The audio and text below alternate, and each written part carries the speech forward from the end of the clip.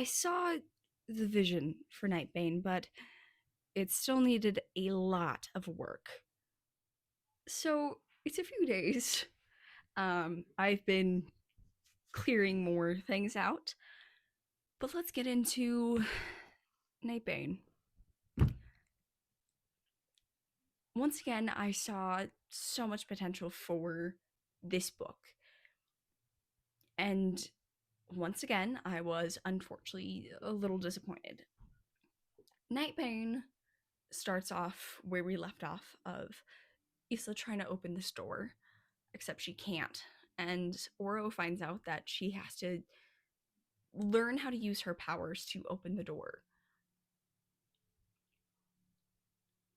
And they're trying to do that, but she can't do it by herself, so they go to Remlar to unlock her powers. And if you think that was a good chunk of the book, I'm so sorry. We are both wrong on that case.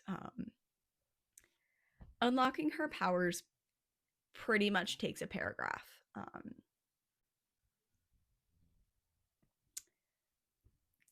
And she masters it pretty quickly. As much as I do love the overpowered character trope, it feels so much better when there's work put behind it. Let's take One Punch Man for Saitama. He trained a lot. And once we see his transformation into One Punch Man, it is exceedingly satisfying because you know the work that was put into his strength. For Isla, it's kind of just handing her power on a silver platter. With her struggling to use her magic, I would have loved to see it be a bigger plot point of the book. Now, what takes up most of the book, you may be asking? Isla crying, Isla being hurt, or Isla really wanting to get with either Oro or Grimm? There's nothing wrong with that.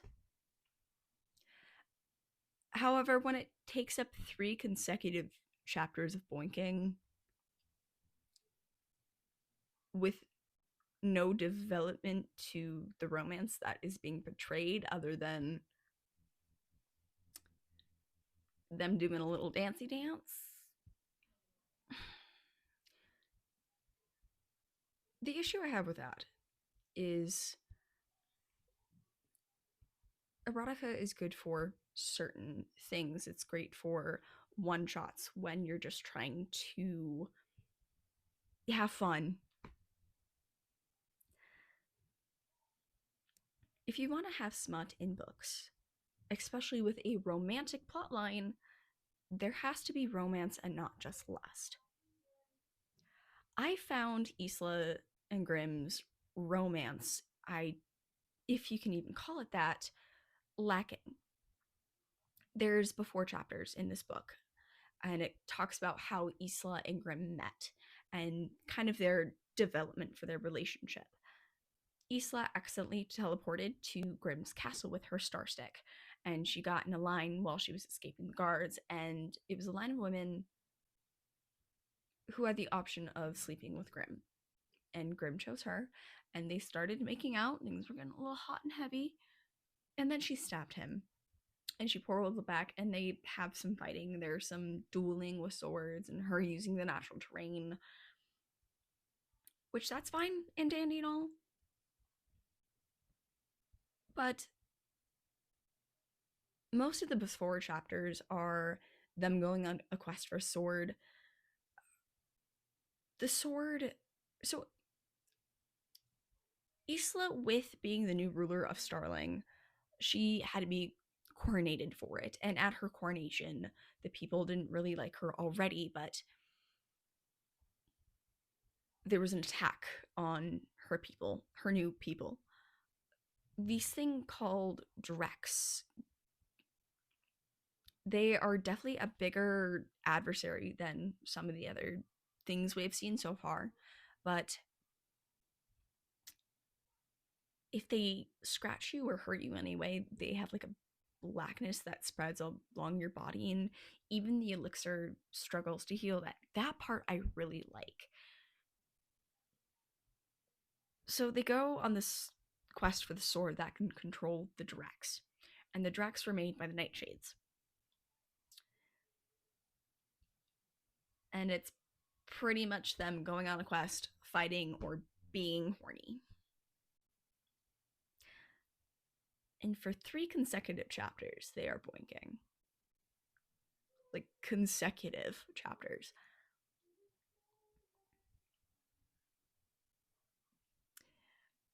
Some in this, in like, when they're in like their bedroom, there's one point where they're about ready to get hot and heavy in an air balloon. They went to this Skylink festival to kind of celebrate whatever, and they have like air balloon rides that are like access to the public. Like people are going to be using this right after. It's kind of like a Ferris wheel where one goes up, one goes down, one goes up, one goes off. And they're about ready to do it in there. And all I could think about was that's super unsanitary. And yes, you could suspend your disbelief. However, I need a decent foundation before I'm okay with that. Otherwise, it just seems weird. Exceedingly, actually. But Grimm is violent, like exceedingly violent. He threatens to kill Isla if she comes back, and she does. And he kind of heals her, but he's also defending her. Once they find the sword, they have to go past this dragon and through a hall of traps, and he uses his body to shield her. And no, he cannot use his flare of teleportation because the sword is cursed that any nightshade power near it, it will disappear and go somewhere else. So he has to be careful. There was one point where I did like it, where Isla had the sword, but she was going to be hurt, and Grimm teleported to her, showing that she was more important than the sword. And then we backtrack right again because he's like, "Oh, he's a demon. He doesn't love me, babes. You've pointed 3 times by this point, and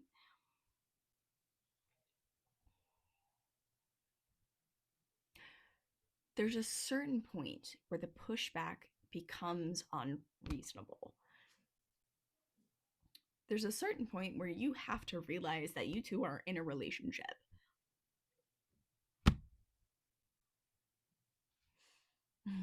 I digress, but back to present day. The before chapters are pretty much that summed up. But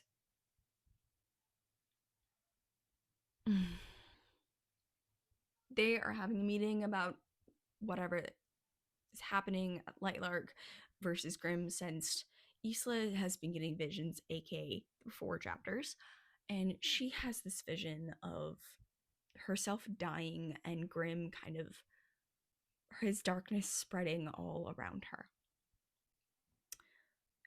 And he basically tells her she has 23 days before he comes over to Lightlark to get what he wants, and basically genocide Lightlark, like a ton of people. I don't like Grimm. I am Team Oro so far. Oro is so much healthier. Not only so Issa is very depressive at the beginning of the book because her best friend betrayed her and her guardians betrayed her, and she just feels betrayed. And she's a little horny, so she's trying to like really get with Oro, and Oro's like, "Hey, we need time and patience, babe. Like, I'm not this is not good for you. This is not a good coping mechanism. Let's work through this. Let's take care of our powers." He's pretty much the only one focusing on the war aspect between the two. Isla's the lack of planning. The lack of planning for this battle is insane. Like, She waits so long to actually get everything set up.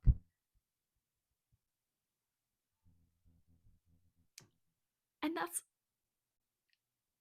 not good, babe. Let's you can you can be horny after the war, after the battle's done. You cannot be horny during the planning stage, otherwise nothing will work out for you. I cannot believe I just said that. Holy, this book is a little crazy.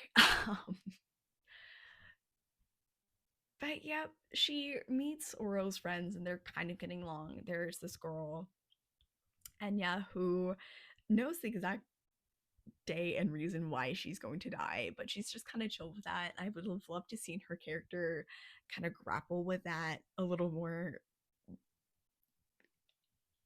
Yeah, she's cool. She's cool because she knows she's not gonna die today. Okay, show me the cracks.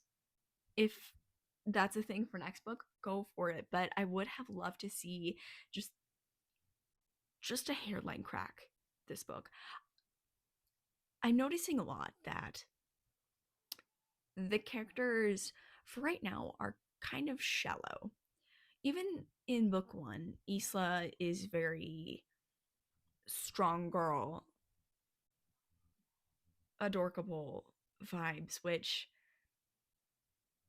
it's okay, but I would love to see these characters grapple with uh, difficult situations and not give the quote unquote correct response. I want them to push back. I want them to make the wrong choices. I want them to actually feel like characters, not caricatures.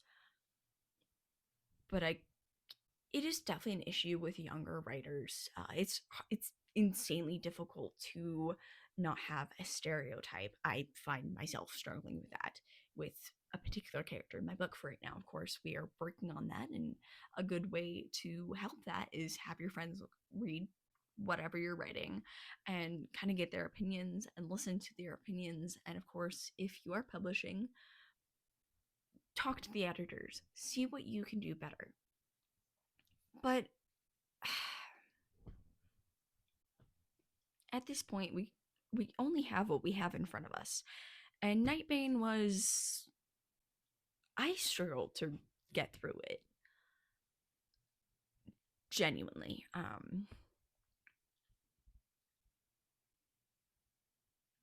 Grim and Isla, even the way they have a basic conversation is so overly erotic. I like Oro more because it feels like there's actual romance, not just lust in there. But pet peeve of mine, I like romance in my romance books. Of course, there's always genres for certain things. Dark romance is a genre. There's also erotica, fan fictions, the bodice strippers, blah, blah, blah, so on and so forth. But when you have something like this, which multiple books, and you're trying to tell a story about romance and love, if there's none there, it's going to be hard for people to get into and justify some of those actions. Let's take a book I absolutely adore, Six of Crows. Yes, we forgive Kaz for a lot of the unsavory things he commits because he loves Inej and he's working through it, and also that they're teenagers in a terrible, terrible situation.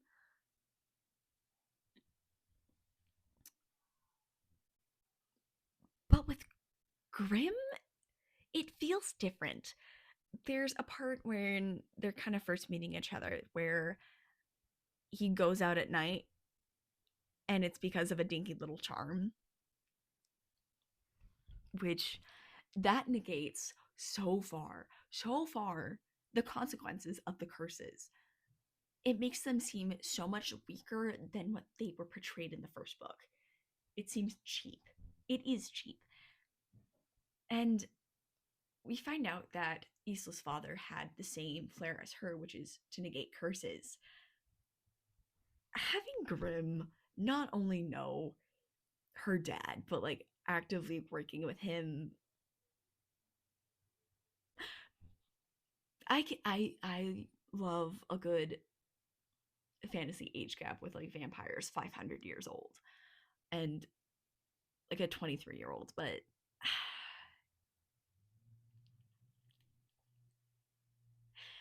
there's this power dynamic in play. Hi, babies.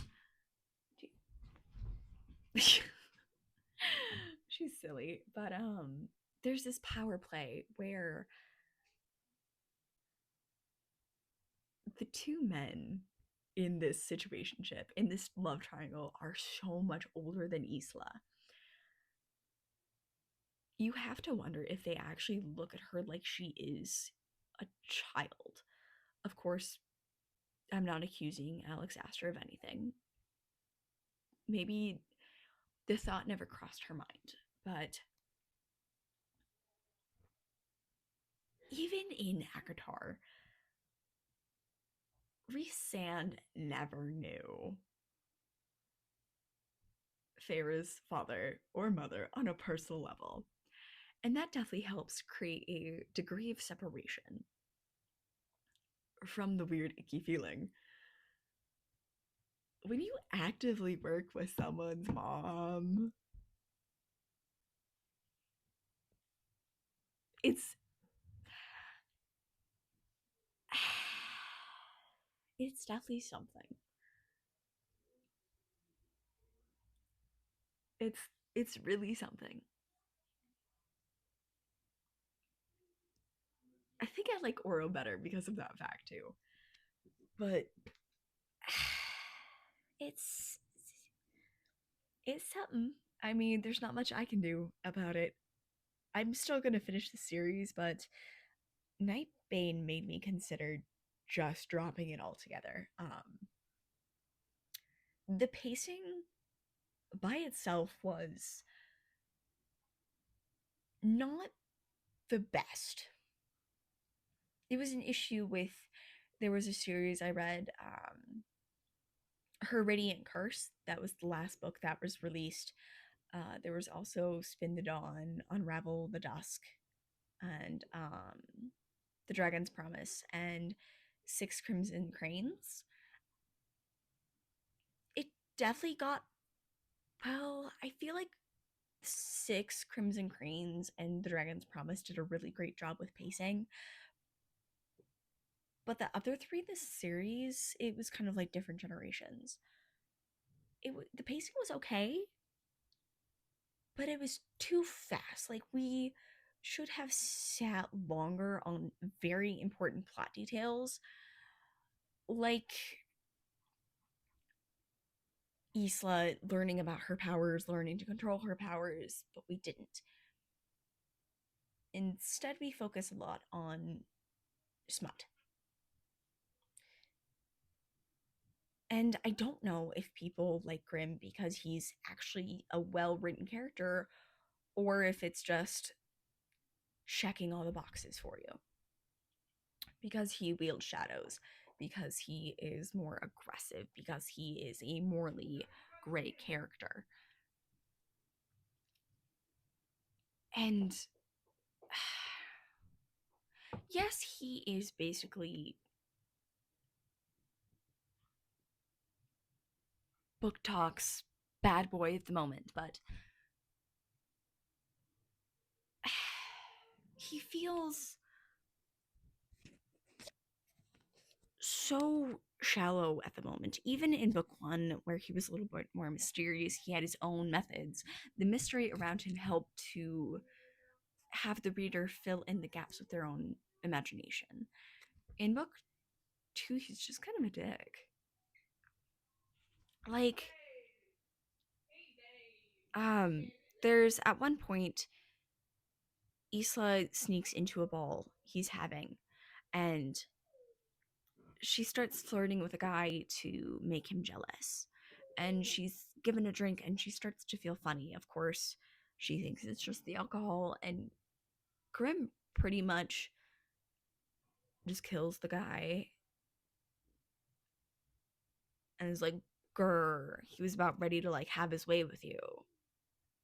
And even so far in book 3, I won't talk about that too much, but there's a point in book 3, verbatim, it says he's a kill first, ask questions later type of guy. And it feels just off. If he's supposed to be endgame, is that really the guy we want? Even in Fourth Wing, Xaden is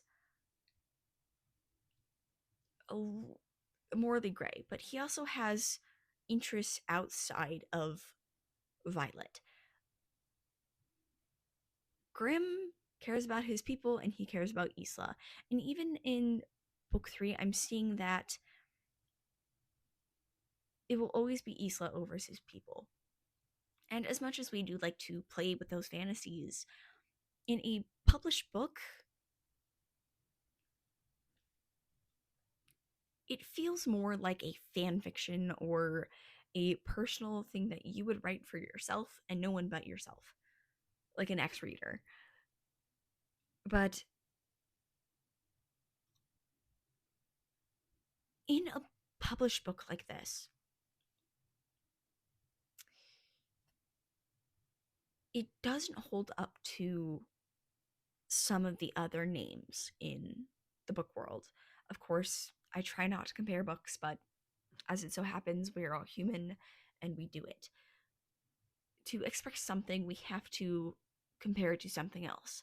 I just finished the Shatter Me series, and Aaron Warner, as much as he was a bad boy, as much as he was a result of his upbringing, he had more personality than Grimm has at the moment. And it's disappointing. I really want to like this. I really, really, really want to like this series, but I digress. But there's another point where Isla has to. There's another thing. I brought the first book just to pull up the exact page number and read verbatim. Isla does like a dance for this thief when they're trying to find the sword. And she's once again, even at the ball she went to, when she almost got roofied, she's really confused about like the only clothes they're wearing is body paint. And I do believe it is chapter 1, page 7. In fact, let me go pull it up. Are we ready? Some wore nothing at all except for the swords draped down their backs. Chapter 1, page 7 of book 1. As someone who grew up in a culture where nudity is not a sexual thing, but just something that exists, why is Isla not disgusted, but what's the word? More disgruntled with the fact that they're not wearing much. She was isolated from her people, not her culture. Isla, I would have liked if, well, not even if she didn't, if she wasn't exposed that much to her character, her culture, it still wouldn't make sense because even in page 7, there's hardly any reaction from her. She's like, oh yeah, they're only wearing swords, cool. But in the later in book 1 and book 2, she's weirded out by people wearing nothing. And another thing about her isolation is there's a lot of expedition playing throughout the book. Of course, there has to be to tell us, the reader, what's going on so we are not completely lost. To have Isla not know the history when the Centennial could have had history questions. It feels stupid. Like she knows about the rulers of the other nations, but she doesn't know her own or other nations' history. If there was a history test during the centennial, Isla would have been screwed. It's honestly insane. We could have had something where it's a little less known, like the Nexus. The Nexus is basically the curse that ties the people's lives to their rulers. That could have been an interesting way for like the less known, the buried so deep that not even the rulers know about it. Instead, it was covered by a certain family. But no, we have Isla kind of being a little dumb, which does not help negate the weird feeling of Isla and Grimm, or even Oro and Isla being together. It just feels off, and so it's annoying. It's definitely used there for plot advancement, but it's not done in a way that seems natural. It's very clunky. Now, there was a point in the beginning of the book where Isla was kidnapped, and then she escaped real quick. But there is a rebel group planning to break the Nexus, or the curse that ties their lives with their rulers. And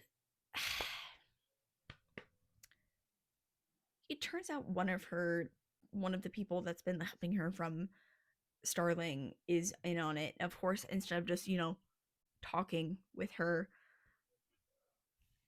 they kind of did it in a roundabout way, which I get it, but also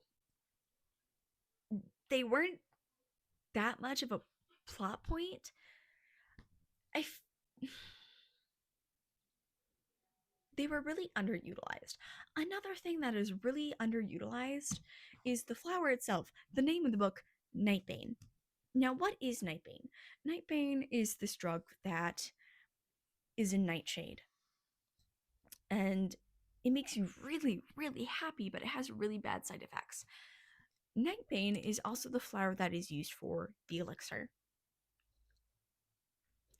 and that wasn't really a big plot point. I thought it would be more to utilize, especially when they have the Verderlin and the creatures of Lightlark helping them for the battle, and they need more elixir because Cleo basically took the Moolings and bounced like really quick.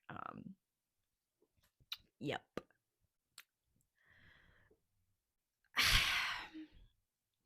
And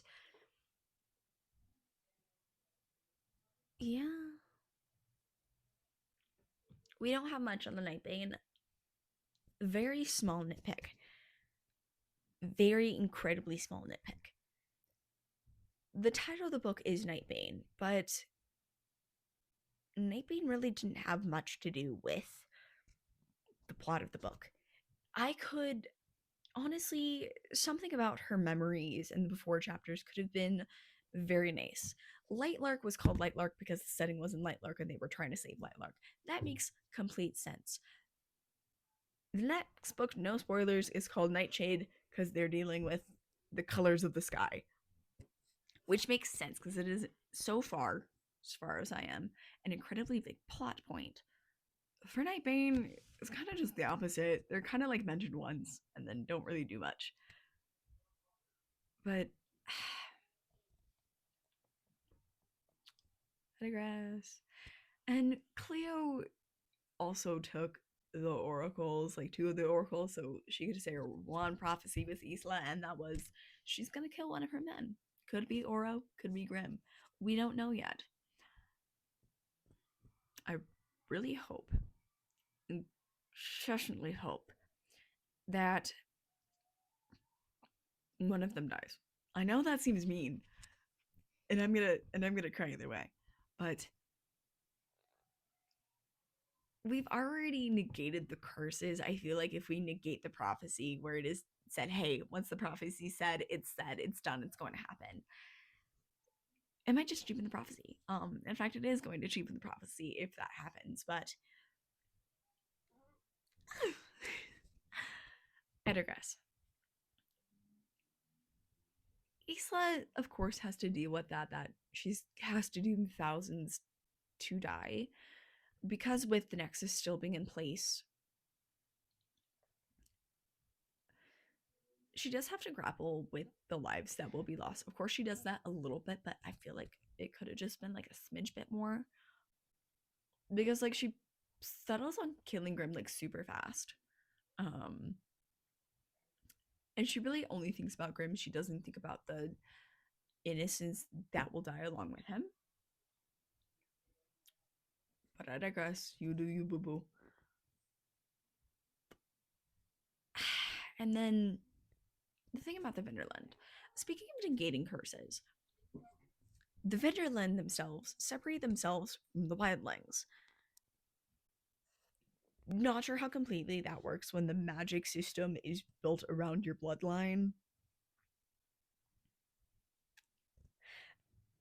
I could get behind it more about separating yourself from your powers if it was a big drawback, like you had to physically, like you had to lose a part of yourself to give up something that important. But no, they seem fine. And also the Venderlands being cannibals, as much as it's a plot point that was used a little bit in book one, it doesn't really make sense. I feel like a better plot point was they wanted to separate themselves from the rulers, but because of the Nexus, actually, it was before the Nexus, so they separated before the Nexus. They had issues with the rulers, and it could have been like something that the rulers used to in place to put in place the Nexus. But nope, they just wanted to eat people. Not the finest plot point I've ever seen, but it's definitely a plot point. Now,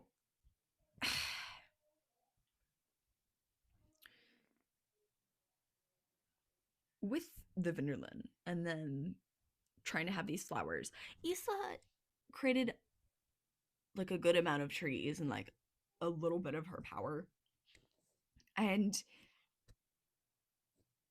it's not really mentioned at all, but I don't think anybody has tried to grow the flowers for the elixir. I would have loved to see somebody try and then immediately just like fail. I need something because otherwise, why are we here? Why are we having this issue? Yes, they grow incredibly slow, but Isla just pulled up like full trees and she's not gonna try. I would have loved to seen that. But even if they grew up and then withered because of the forced growth, that would have been really cool to see, but we don't have much for that. Another weird thing I don't like for Isla's character is her animal companion Lynx. Lynx I like as a character so far as like an animal companion, but he doesn't fit Isla, and I don't think he's meant to. But Isla basically goes off after she kind of integrates herself with her people more, and she goes on this ritual where she's left, and they don't really tell her what's going to happen, but which I feel like if it's an important ritual, you have to like have at least a little bit more of a rundown than, oh, here, yeah, go fine, you'll be fine. She was separated from her people, and therefore parts of her culture that were more community based, she doesn't know anything about. Now, she has to wound the animal. And first, a stag comes and, like, it kind of fits. It doesn't fit her fully. And then she gets chased by another animal, and Link comes and saves her. And he's really cold to her. He was her mother's companion. And it makes sense for the Panther to be like, hey, I miss my BFF, and you're her daughter, so we can make this work. But if wildlings are supposed to have their animal companion, Lynx isn't hers. He's still her mother's. I feel Isla, it would work better if a bear had chosen her. That's just my opinion. Do with that what you will. Some people find that deer works better for her, but I feel like a bear would do well. Because yes, she is powerful, but she's, I don't know, it fits her vibe. I don't really have a good explanation other than it fits her vibe. Your girl does what she wants. And then we come to the battle, and massive lore drops at the end here. But Isla's vision wasn't a prophecy, it was the past. It was one of the before chapters. Grim at one point had to go fight Drax, and he got really badly hurt, and Isla, for some reason, was able to access his powers and vibe. And I guess there was a big consequence of her dying. Surprise, surprise. And they tied their lives together. So Oro can't kill Grim, otherwise he'll kill Isla. But yeah. I would have loved to see a physical indication of that on her. And her when her memories are lost, have that be like, oh, when did I get the scar from training? Okay, bye bye, okay, whatever. But that doesn't happen, unfortunately. And at this point, she also accidentally murks an entire village. And she goes through like months of therapy. And another reason I cannot get behind Grim is the fact that he took that work away from her by taking away her memories and having her relive those memories. All that work that she did to help herself get better is now gone. It's useless to her now.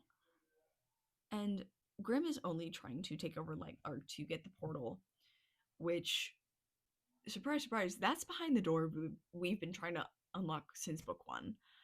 It is a portal between Light Lurk in the old world. The old world is where all this originates from. Their people originate from. And I like that plot point a lot, actually. It's really interesting. But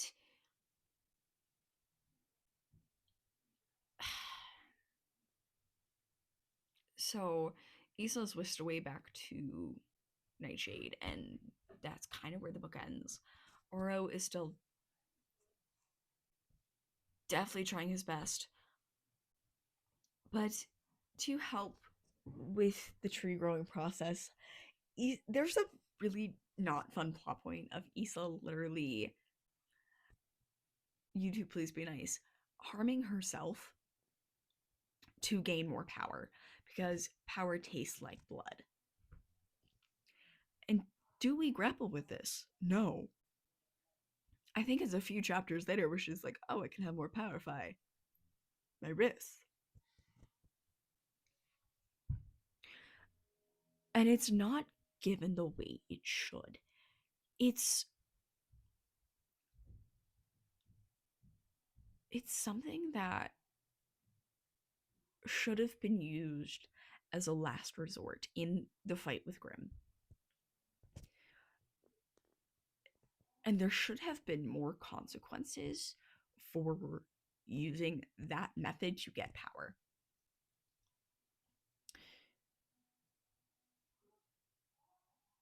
It's different from,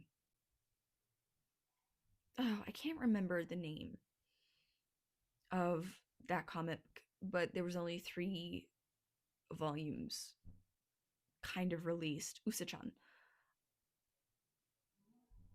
the Magical Girl one, where it was therapeutic, and even the weight of harming the body, it held so much more weight. I have not read it. This is only from what I'm hearing. But even then, This is a popular series. It has a duty to show you the right direction. You can't have characters with morally gray habits. You can show the wrong way, but you also have to show the right way. Otherwise, what does that tell your readers? Of course, most people have common sense, but there's always things like the slender stabbings, where fantasy and reality blur. And it's our duty as authors, as creators, as people to make sure people know that this is fiction, that harming yourself is not going to give you power. Healing yourself and actually talking through it is what gives you power.